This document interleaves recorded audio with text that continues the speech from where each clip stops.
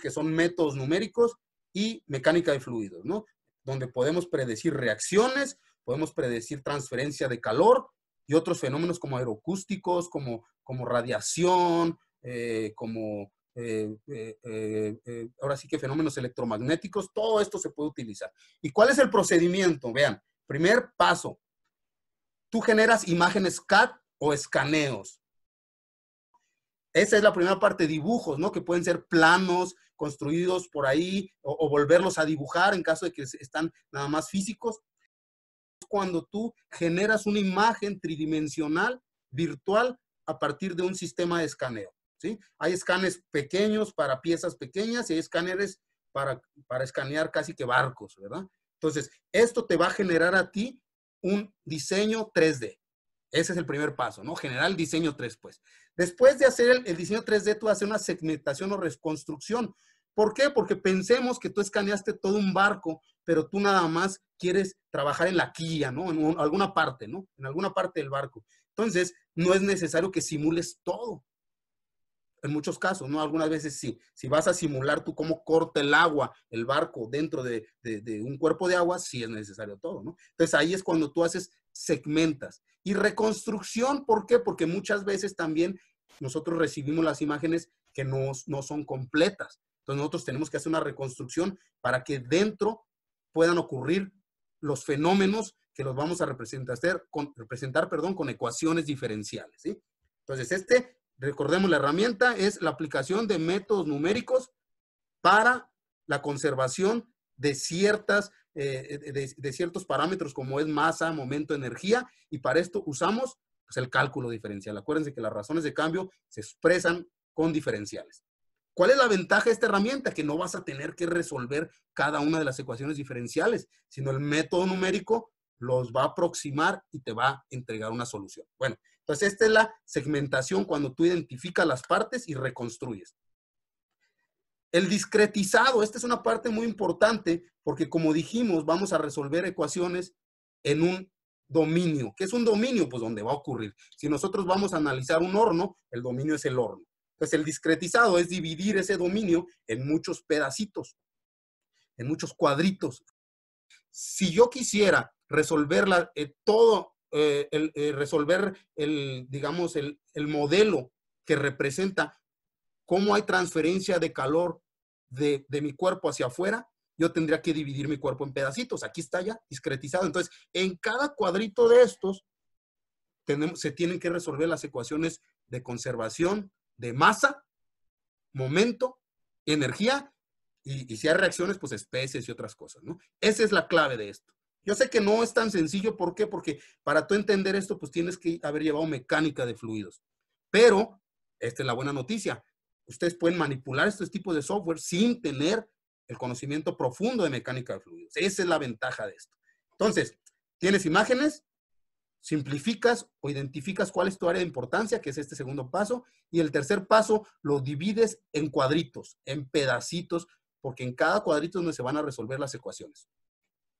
Bien, ese es el tercer paso. Y ahora, cuarto paso, vamos a definir condiciones de frontera. Es decir, yo voy a poner que de mi dominio de mi cuerpo hacia afuera, pues hay un flujo de aire, ¿no? Porque tengo un ventilador y a una cierta temperatura. Esa es la condición de frontera. Entonces, vamos a definir las condiciones de frontera que conozcamos y las que no, pues las vamos a calcular. Y después de esto ya pasamos a la simulación, que aquí realmente este es el corazón del proceso. Aquí es donde numéricamente aproximamos una solución. Ya cuando tenemos esa solución, hacemos un postprocesamiento. El postprocesamiento es un trabajo virtual para nosotros poder visualizar los resultados. Y finalmente, en esta etapa tenemos finalmente la validación. ¿Qué quiere decir esto?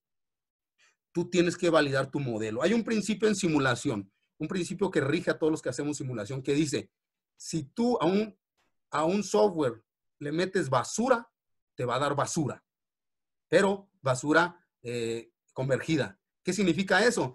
Tú vas a plantear un modelo, imagínate un modelo erróneo, el simulador va a buscar la solución y te va a decir, encontré la solución, the solution is converged, es decir, he convergido, conozco la solución y te la va a entregar.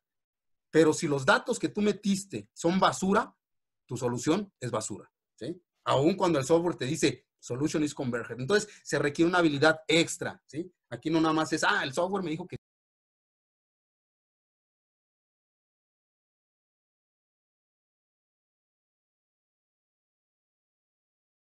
tú manipulas el software. Por eso dijimos, la mente es la semilla de la tecnología, ¿no? Entonces, aún cuando tengamos estos software de tanta capacidad, la parte central es la mente del simulador en este caso, el que hace la simulación.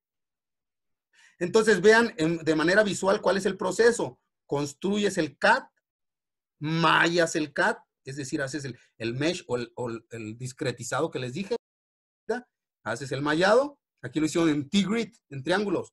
Es mejor cuadritos, pero se vale triángulos. Después definen las condiciones de frontera, ¿sí? Aquí le están diciendo, aquí ocurre un 1 y aquí ocurre un 0. ¿1 o 0 qué? Pues tú depende, ¿no? Energía, masa, lo que quieras. Luego ya entra la computadora y finalmente este es el postprocesamiento. Así observas tú. Entonces tú dices, mira, cerca de esto, no sé, si es temperatura, tengo puntos calientes y más alejado está más frío. ¿De qué te sirve esto? Bueno, pues no sé ni siquiera qué es esta figura, ¿no? Pero ahorita les voy a hablar de unos ejemplos más realistas desarrollados por mí. Entonces, este es el Computational Fluid Dynamics, ¿sí? Entonces, ¿qué te entrega esto? Simplemente la fluidodinámica de un fenómeno. Y lo vamos a estudiar con ANSYS Fluent. ¿Hay varios softwares? Sí, hay varios software. Está por ahí uno que se llama de Siemens. Bueno, está también Console. Este es de ANSYS, ¿sí? Ahorita el más poderoso, pues, es este de ANSYS. ¿Cómo lo sé? Pues es el más caro, ¿sí? Es una herramienta muy poderosa. Pero ¿cuál es lo bueno, chicos? Si ahorita alguno de ustedes dice, híjole, el profe me emocionó en esta herramienta y quiero usarla. Pues ahorita hay disponible licencias académicas gratis, libres, durante un año, para que tú experimentes, para que aprendas esta herramienta. Bueno, les voy a poner un ejemplo, ¿sí? Para ver esos pasos de cómo se construye esto. Aquí tenemos un mezclador de agua típico como el que todos tenemos en nuestra casa, ¿no? Donde entra el agua fría, el agua caliente, aquí la regulamos y nosotros nos sale en nuestra regadera la temperatura al gusto. Entonces tenemos entrada agua fría, agua caliente. Estas, pues si se fijan, son las fronteras. Y esta es la salida.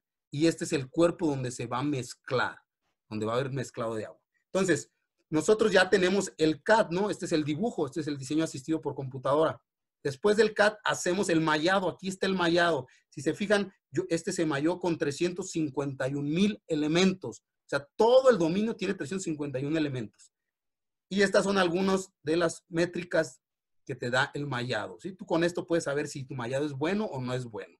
Es importante, claro, porque tu solución no puede depender del mallado. Es decir, tú no puedes decir, mi modelo me dijo que el resultado son 100 pascales con 1,000,000 de elementos. Hablo de mallas.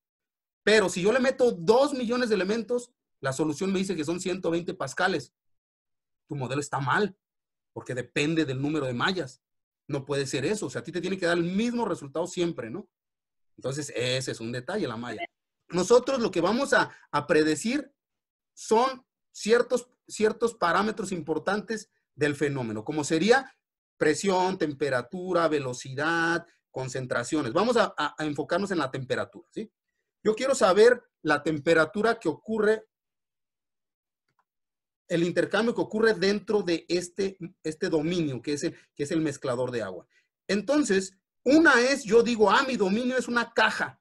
Acuérdense que así decimos caja negra, ¿no? Entra y sale, pero no te explica nada. Entonces, lo que nosotros hacemos para entender bien el fenómeno es dividirlo en muchos pedacitos. Miren, aquí cada uno hay cuadritos. ¿Para qué? Para resolver la caja negra de cada cuadrito.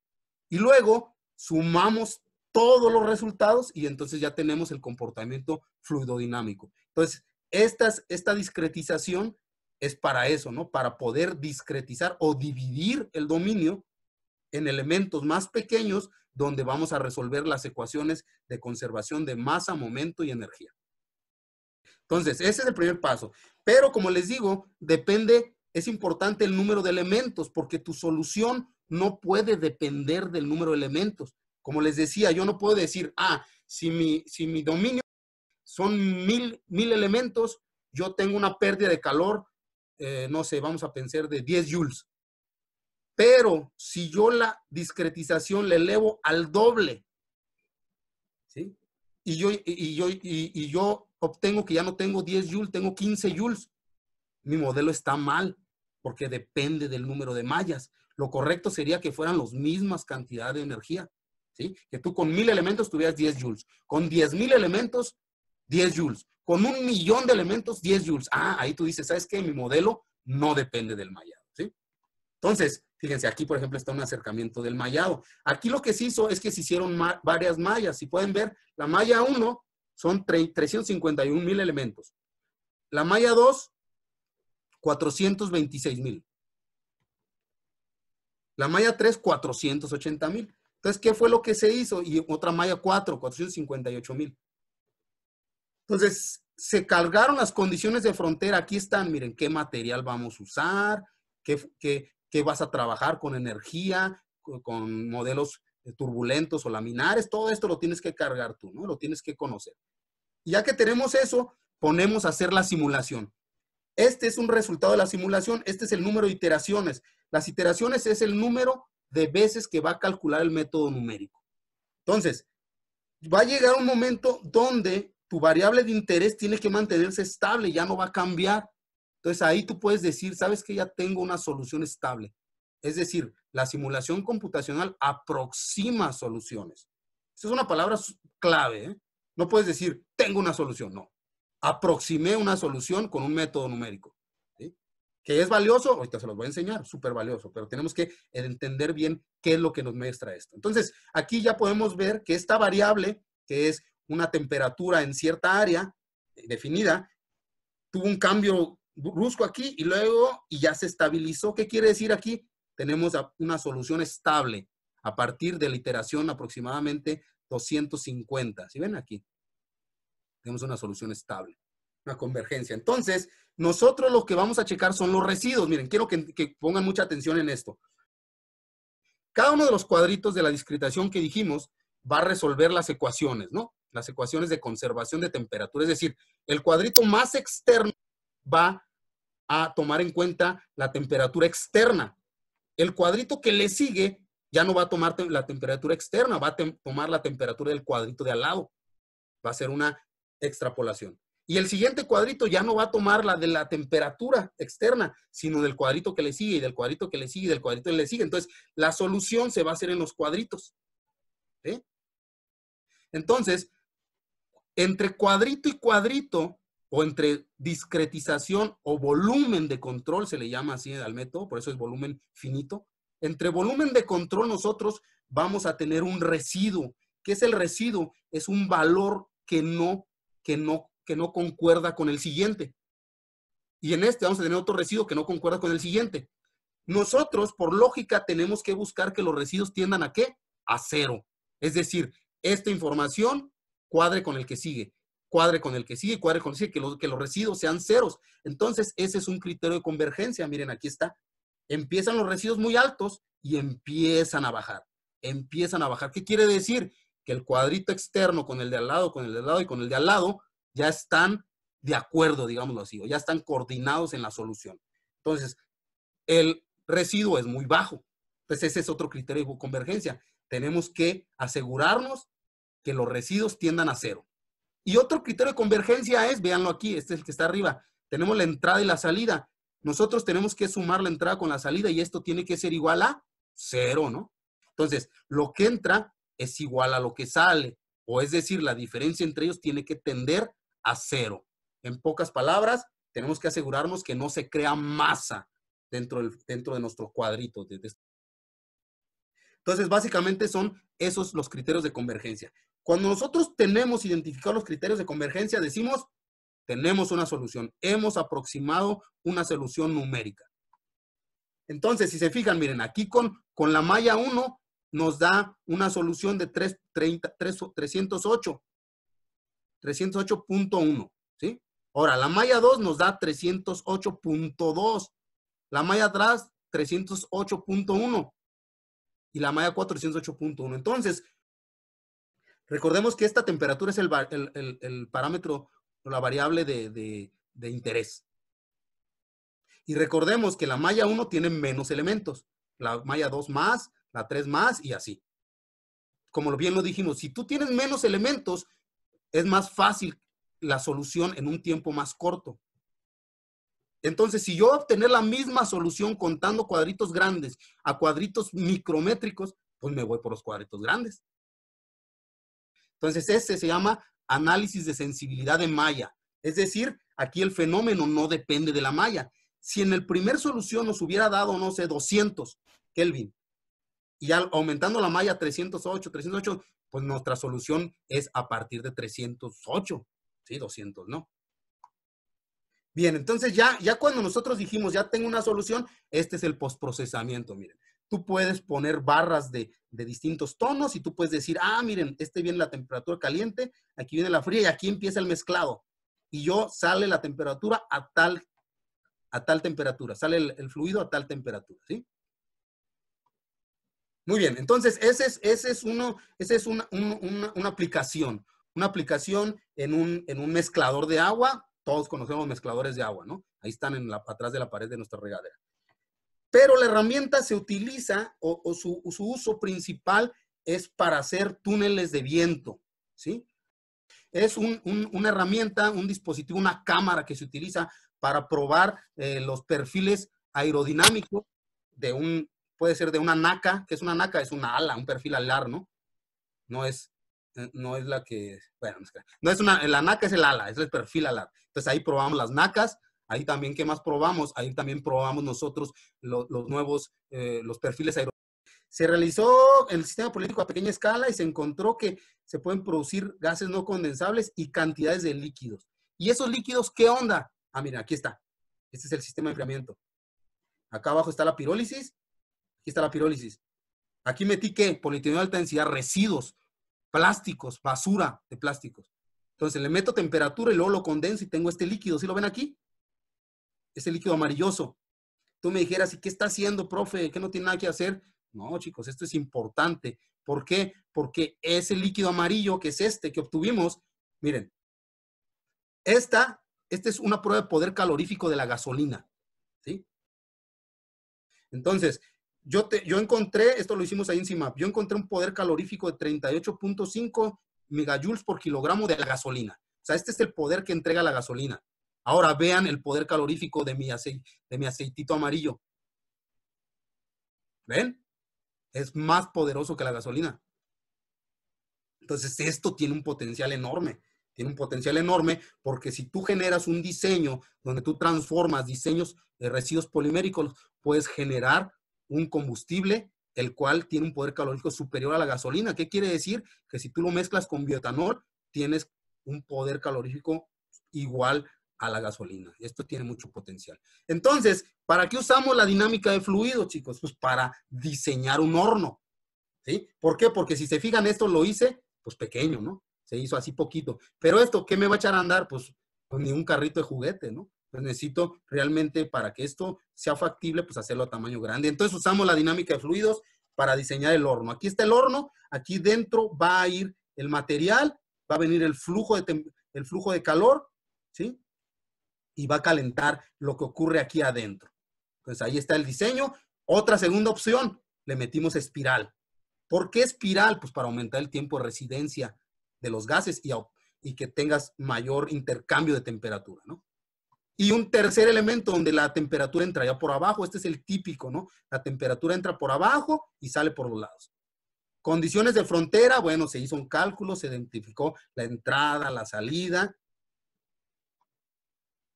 los modelos que se utilizaran, los materiales, tú los puedes cambiar. Acuérdense que esto es la ventaja, lo robusto de la dinámica de fluidos, tú lo puedes cambiar. Entonces ahí tenemos el primer contorno, ¿sí ven? Entra la temperatura, la roba el material que va a pirolizarse y sale a menor temperatura, ¿sí? Bueno, ahí tenemos un poquito el comportamiento, ¿sí ven? El comportamiento de ese fluido, de ese diseño, el fluido dentro de ese diseño. Y tenemos nosotros que va a haber un gradiente, estos son los resultados, un gradiente de 30 grados, ¿sí? O sea, 30 grados entre la entrada y la salida. Ahora, caso 2. aun cuando se ve muy bien, el tiempo de retención es muy corto, ¿sí? Entonces, al ser muy corto ese tiempo de retención, pues no aprovechamos los gases. En pocas palabras, los gases de combustión van a salir muy calientes. Y acuérdense, a mí me interesa que no salgan calientes, porque si salen calientes, esa energía, ¿a quién se la estás dando? Si somos estrictos, le estamos aportando al cambio climático, ¿no? Pero si estamos hablando de ingeniería, pues estás desperdiciando combustibles. Entonces, es mejor aprovechar al máximo esa temperatura, es decir, que los gases salgan a temperaturas muy bajas, ¿no? ¿Sí vieron? Entonces, este no es tan bueno. ¿Cuál es el mejor? Pues el segundo, el que tiene el espiraleado, ¿no? Bien. Nuevamente, entonces, si nosotros queremos analizar soluciones de ingeniería o fenómenos que tengan que ver con contaminación en agua, en aire o procesos de combustión para generación de gases de efecto invernadero, esta es la herramienta.